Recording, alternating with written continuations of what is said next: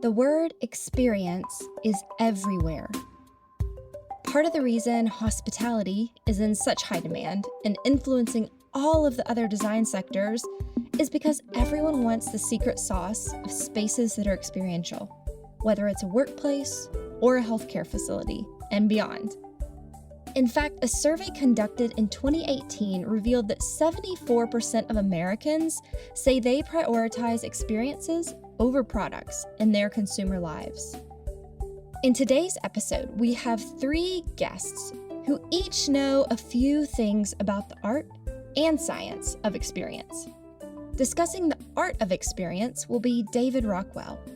But first, we'll get into the science of experience with an exploration of advancements in neuroaesthetics, which starts to provide clues about how our bodies actually respond to design down to a biological level.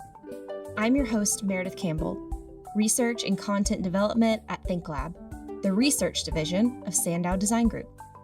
And this is The Learning Objective, the first podcast where you can receive CEU credit for listening.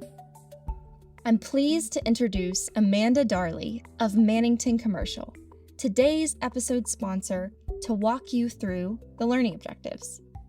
You'll hear from Amanda again later in the episode with instructions on how you can obtain continuing education credit through IDCEC or AIA for listening.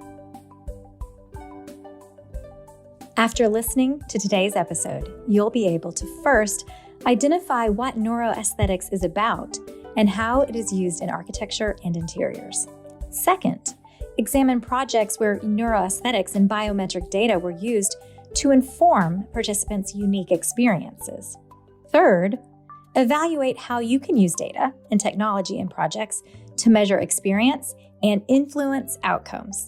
And fourth, point out the 6 ways that architecture can draw from theater in creating experiences. So let's start at the science of experience. What can we learn about how our bodies respond on a biological level to the spaces we experience? To educate us on what's possible, we invited 2 experts from architecture and neuroaesthetics. My name is Susan Magsamen, and I am the director of the International Arts and Mind Lab Center for Applied Neuroaesthetics at Johns Hopkins University School of Medicine. I am Suchi Reddy. I'm an architect and artist and founder and principal of a firm called Reddymade based here in New York City. First, a definition of neuroaesthetics. Neuroaesthetics is a really crazy word, and I call it neuroarts for short. And I think that helps a lot. And it's very simple. It's not as black box as you might think. The way we talk about it, it is how the arts and aesthetic experiences measurably change the body, brain, and behavior. Behavior is key, right? What happens inside of us and how that affects what we do, and how this knowledge can be translated into practice that advances health and well-being and learning. And so another way to say that is, how do these experiences allow us to be more wholly alive, address physical or mental health issues, help us learn and retain information more, help us connect more to each other? The arts have always been there, but we don't often think of them as being tools in our toolbox to help us really feel whole and healthy.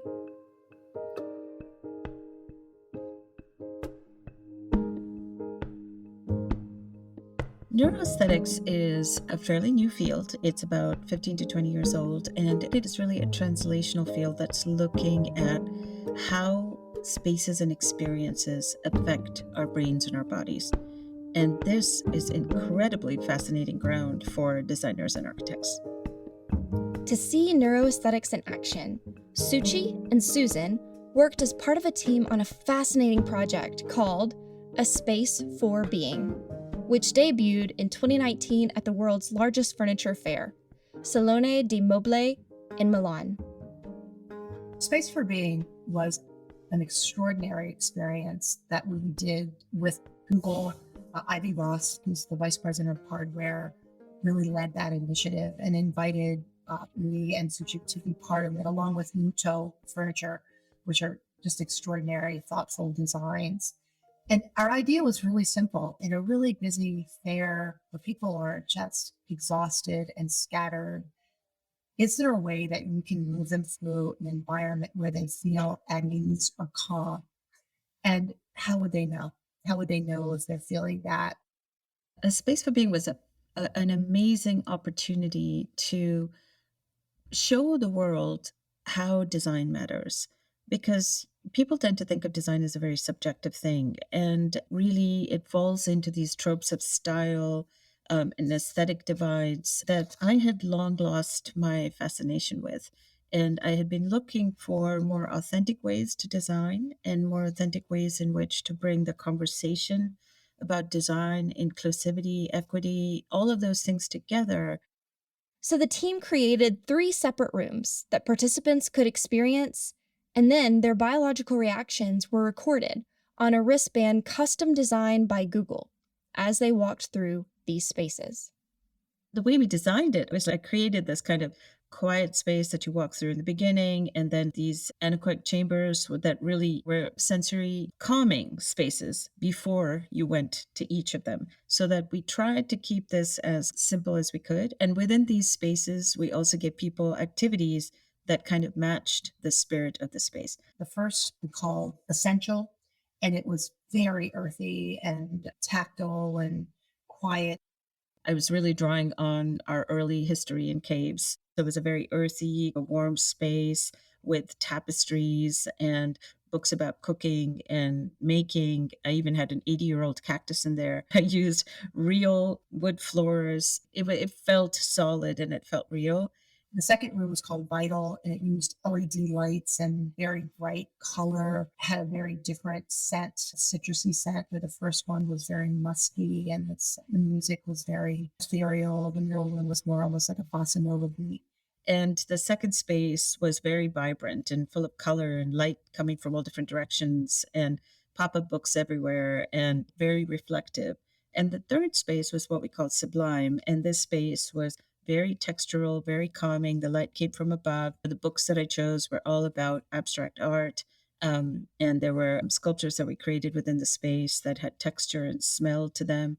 The third room was more inspiring and was high ceilings. It smelled like charcoal. It had a very almost noble, airy quality to it. We tried to make it as complete of a sensory experience as we could. Google designed a very cool band that took several biological measurements, including variable heart rate, body temperature, and respiration. And we asked people to put down their devices in order to experience the room more fully without distraction, and not to talk to other people in the room, but to just be in a space. And they were in each of the rooms for 5 minutes. And at the end, we provided them with a data visualization of the room that they felt most at ease in. And it was a kind of a watercolor circle starting at 12 o'clock that showed you where you had the most calming experience. And then a flash or a flare would show where you were excited in some way at one of those biological measurements. And I mentioned this data visualization because a lot of times we don't get data in a way that we can understand it or use it. So we really were also focused on how can we show someone how their system is calm and when it's not. And they were very easy for them to see. 2 minutes in, I was here and I looked at this book and it made me like light up, or I smelled something and it calmed me down. So they could reflect on what was helping them to feel at ease and what was not.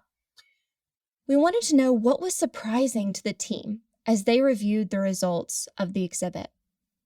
The takeaway of the whole event was that people often thought the room that would make them most at ease was not the room that their biology showed them they were most at ease in, which is underscore that, right? Think about that for a minute.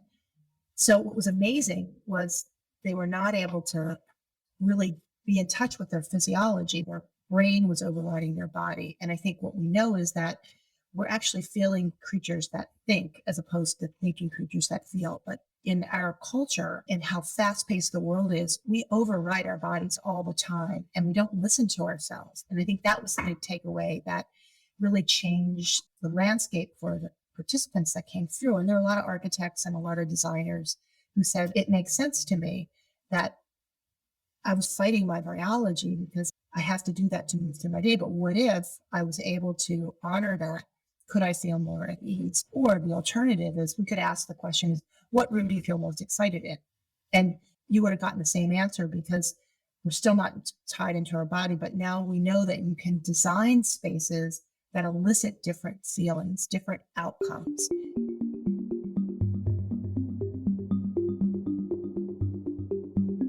I'll say one more thing about this experiment is that it's personal. What I think is calming may not be what you think is calming because of our life experiences and our conditioning, our genetics. And so the more we have agency and space and what we need on a personal level to feel whatever emotion or feeling or outcome we're looking for, it's really important to start to own that. So that fights against trend and color trend and all of the things that are in this year versus not in this year. And it requires you to own it in a way that helps you move that forward. And we learned so much just anecdotally from people and their experiences, how they were surprised by the things that their bodies actually reacted to, how some things that they thought they would belong to weren't really the things that maybe suited them the most at the moment. So it was an incredibly interesting project, and it started a whole new conversation in design thinking. Taking the learnings from A Space for Being, in what other ways can we measure experience from a biological standpoint? I think one of the important things I'd like to say is that in no way do we want to medicalize or make this field post-human. I think it's really important that the only reason to measure is to know if you're on the right track and to know if you're reaching the outcome measures that you've established. So there's really humility required in thinking about measuring. There are some kinds of things that we do that we wouldn't want to measure because it'd be too intrusive and invasive to the process itself. But let me use an example of some things that might feel natural and normalized and also give us information. So right now, Suchi and I are working on a project at Johns Hopkins called the RISE Center. And it's a space for Hopkins hospital staff. And that means anybody. It could be the nutritionists, the nurses, the doctors, the clerical folks, who all are at some level of stress, anxiety, or burnout.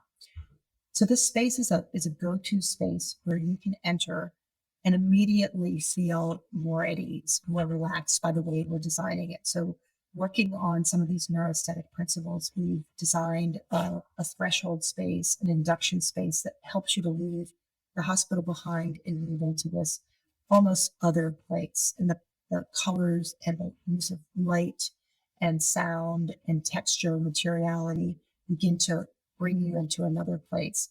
And then there are rooms that you can go into to have specific experiences. One is a biophilic room. Another is something called a tuned bed. That is a bed that uses sound and vibration to help calibrate your body. Another is a virtual reality experience. Then you can also go into a space where you're using your hands. So there's knitting and coloring, and there's another space where we'll be doing more movement kinds of activities. So we're going to look at surveys or qualitative experiences to be able to measure how people felt when they entered the space after they left. But we're not going to ask them in the beginning, and we're not going to bug them a lot at the end. But we just want to know, like, how did it feel? Did you feel calmer? What things did you like best and not best? Because we can start to calibrate capacity in that way too. And then each of the individual spaces will be able to capture data by the way that they're using the spaces. So that's what I consider to be passive data. So it's not intrusive to the end user, but we'll also be able to see how long were they in there? How did they feel? Then on a couple of the spaces, we're going to take a smaller cohort, a subset of people that want to have deeper measurement experience, and we're going to ask them to go through qualitative and quantitative measures. In some cases, we might do eye tracking. We might do a biometric watch that looks at body temperature or pulse or respiration. We might look at thinking about longer term studies where they're able to journal and talk about how it's affected them coming out of the experience. So all this kind of evidence begins to give us a landscape of what's happening in the space at a population level, but also at an individual level, and then these smaller subsets. And so we may see at the end of the day that the biophilic room for 15 minutes had a very significant impact on how people felt about themselves, how they felt about their colleagues. Was there a greater sense of belonging? We may also find that in the art activity area, people felt that they could reflect more on what they were experiencing. So they're very different kinds of outcomes. And so we're really trying to understand what a space would mean at a granular level and more at a group level. So all of those are very different kinds of measurements, and they require different kinds of analyses. But the idea is to do those analyses and then synthesize it. So you just have another view of, I call it ways of knowing, other ways of knowing how something's happening, along with the fantastic ability of intuition and instinct that anybody that's creative already has. So it's just more information to add into the toolbox of things that designers and architects already have. We wanted to know from Suchi what the future of technology and design was, not only in helping us collect this data, but also as we design experiences. It makes common sense that we would be designing spaces that make ourselves feel better, unless you're designing a prison and you're doing it exactly the opposite, which actually proves my argument. We've known how to do this, and we've used it in maybe the worst ways. So we really should be leveraging it to use it in the best ways. And I think that's the shift that we need to make as a whole. I think one of the things that the pandemic has really made very real to all of us is the importance of space. Because of lockdowns, because of being isolated, we've realized the importance of community, we've realized the importance of atmosphere. And I think we've also realized the importance of technology, because as much as it's reviled, it also became our tether. You and I are speaking together on this platform, and this is a huge possibility for us. And I truly see the potential for a physical digital future. I'm not a this world or that world kind of girl. I'm also an immigrant, so I'm always in the middle. I like these liminal spaces. I think they're the richest places for me. But I do truly believe that there is a physical digital reality that one needs to embrace, and we really need to look at what the emotional qualities of both of these spaces are, whether it's the digital space or the physical space or this hybrid of both, because we exist in it whether we want to or not, whether we accept it or not. And I think unless we realize its potential and we accept it, we can't fashion a future where we're co-evolving with technology into a place of being more human rather than less human. So I really want people to use data, to look at data through the lenses. You could use lenses of empathy, you could use lenses of equity, all of that, to look at data, to see what that teaches you, because data is just information. It's still our wisdom, our lens, how we look at things that changes what that data says or does. And I think that's really our responsibility for the future. See, we're registering human connection, we're registering space, we're registering emotion all the time. And I think architecture and design can be really successful if we really are able to understand how we do that. Good architects and good designers do it anyway. We have done it intuitively, but the point of really working with technology and innovation and really looking at how to maybe take the field forward is by using tools like this, where we can actually use data for something other than where should we shop.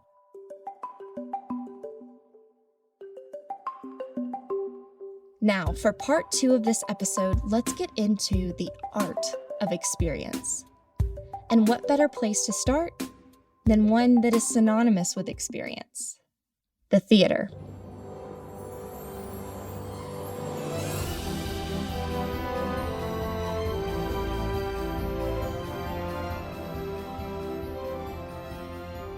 From the Oscars stage to outdoor dining, the Rockwell Group's work has run the gamut.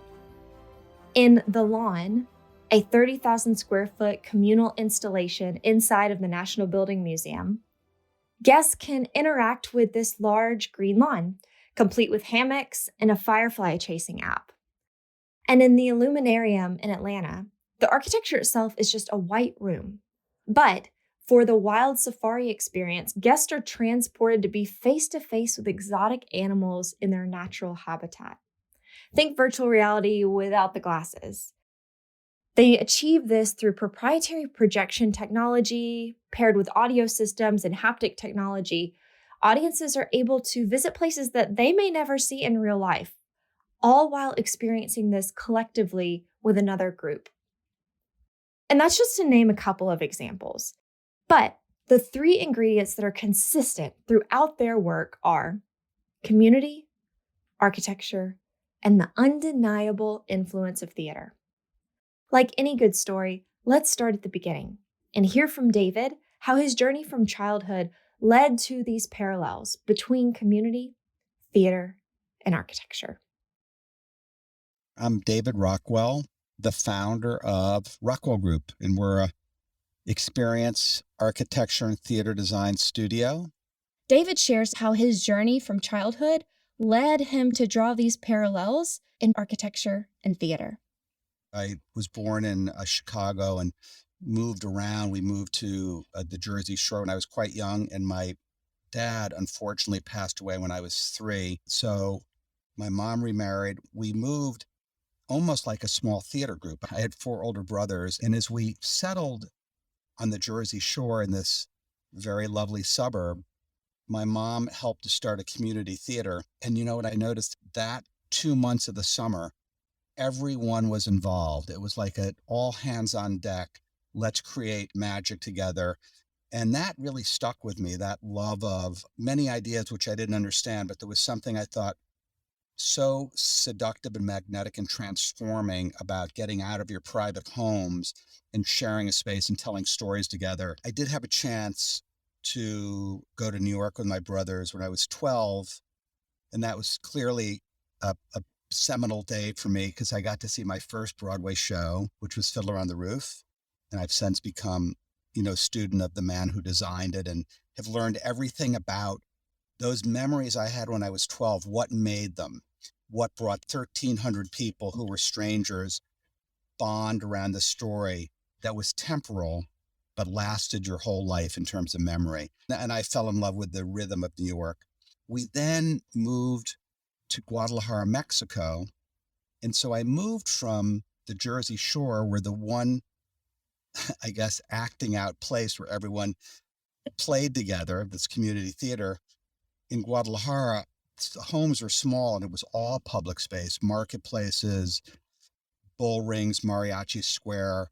All of life happened in the streets. And so my interest in theater morphed into an interest in public space and architecture, which brought me to architecture school, always knowing that I was interested in how stories are told and how places are formed around people. And I remember there were some challenging moments early on in architecture school when I insisted I wanted to write the backstory of the places we were designing, because I thought arbitrary form just wasn't as interesting to me as form based on some narrative. David's roots in both architecture and theater led him to write a book called Drama, all about how principles from theater can inform architecture and how we experience space. In 95, 96, I started sketching for theater. I gave a talk at the TED conference about the relationship of theater and architecture. I got a couple of opportunities to work on theater projects, and it was an extraordinary gift to be able to take a lot of the thoughts I have with a very different toolbox. There are different things you do in theater, but since I had never seen a boundary between architecture and theater, it began to be this thrilling kind of feedback loop between the two fields. I thought it would be interesting to look at those two worlds, look at those two realms, and point out how they enrich each other and how in my thinking they're very much linked, but I don't think most people think about that. So I thought it was an opportunity to develop a conversation. David writes about 6 concepts from the theater and how those same concepts can be translated to inspire how we craft experiences in architecture and interiors. The first of the 6 concepts, audience. I think one of the things you learn in theater is that communal experience, that embracing an audience, seducing an audience, responding to an audience that you see in theater, in beautiful theaters, in theater sets. The audience's defining role in responding is really true about architecture. And it's just our process that we really start with the question of what do we want it to feel like? What do we want the arc of the project to be, not what do we want it to look like? The Helen Hayes Theater, which I'm working in right now, I'm doing a production of a Broadway show called Take Me Out, is an example of really embracing the audience. Second, ensemble. I think the thing to take from that is to create a theater project. If you think about one memory of a theater piece you've seen, there were 10 very different professionals who all had different areas of expertise collaborating to create that moment. And there is that freshness and potential that comes from collaborating, sometimes with a beginner's mind, not knowing the answer before you begin. And if I think about one of the moments from Hairspray, which was a musical I got to do based on conversations with John Waters, lighting designers, choreographers, the director, music, acting, all comes together with creating a kind of seamless moment. Another example of that is Nobu Downtown, where we brought together our long history with Nobu together with this landmark building, an artist named John Hushman, ceramicist Patricia Girardin out of Montreal. And I think that multidisciplinary approach helps think outside of the box. Third, worlds. Of course, every live performance creates a temporary world while the audience is there. That world can trigger memories. Sometimes the world can be quite fragmented, but it just needs those few pieces that create the biggest memory. The other thing about worlds is about twisting the kaleidoscope. And I collect kaleidoscopes, and I've realized what I love about them is they take familiar things, but put them in an entirely new context. You see them through this new lens. And I think worlds is very much that way. You can open up people to new worlds. Fourth, story. A story is design. I think it starts from point A, leads you to point B. One of the things is the power of backstory, because it helps every design decision not be arbitrary. You realize you're coming from a point of view. So exploring story, in the case of a recent restaurant we just did for Danny Garcia, or the Smithsonian Futures project we just completed, we delve deeply into the many multiple stories of the history of the building, the artists collaborating, and you create a kind of structure that helps move it forward. Fifth, journey. Journey may be my favorite chapter because I think there's a beautiful story in Take Me Out, written by Richard Greenberg, where Jesse Tyler Ferguson says, what events allow us to do is connect the very experiences of our life. They connect us and create a journey. And in architecture, my favorite spaces are thresholds, the places that, in some cases, there are door openings or transitions that choreograph your movement. I think Central Park is such a brilliant example of journey and choreography. And movement in buildings is very much like movement in theater, other than you're moving through the structure. And lastly, impermanence. Impermanence is maybe the most challenging to embrace architecturally, because we all want our places to stand the test of time. We all want a sense of permanence, but theater has this, I think, paradoxical relationship between its power is derived from the fact that you know it's not going to last forever. It's there for that period of time. Thinking of buildings free from the constraints of absolute permanence helps embrace raw, malleable, spontaneous, reconfigurable. And that's work we've explored a lot with the TED Theater in Vancouver, which is a demountable 1,300-seat theater, or the Smithsonian Futures, which is only up for a year. Another theme that David explores in the book is the role of disruption on design. I think when there's a crisis or a disruption, there's a possibility for new thinking. Disruption creates opportunities. Post 9/11, I was invited 2 or 3 days after the attack to help with a public school in New York that was moving. There were 20 or 30 architects I worked with, as well as other artists, who over that period of time wanted to do a kind of urban barn raising to create a school that these kids would go back to that would feel safe. And that just led to me being available and looking for those opportunities. This led to another project that David worked on called Dine Out, a perfect example of using crisis to lead to new thinking and unexpected connections. During the pandemic, the early days, I would sit in my apartment and look out at this empty city while I was editing a book that was about how spaces are designed around people. And I got to see what our city would be like if it was an empty theater, if there was no software, it was all hardware. And it was terrifying. So Dine Out really was me reaching out to restaurateurs around the country and then the city to try and help think about legislation and strategies that would allow restaurants to get open outdoors in a safe way. In some ways, New York during the pandemic turned inside out, where all these outside spaces, we realized it's not just the big parks, it's that the public realm we share is what defines our city. Experts in making quickly deployable structures. We had DOT very involved. We had the police department involved. And we had, of course, restaurateurs to know how large these spaces needed to be in order to get customers and staff to come back. We wanted to know David's thoughts on how the pandemic affected how we experience these public spaces, both now and in the future.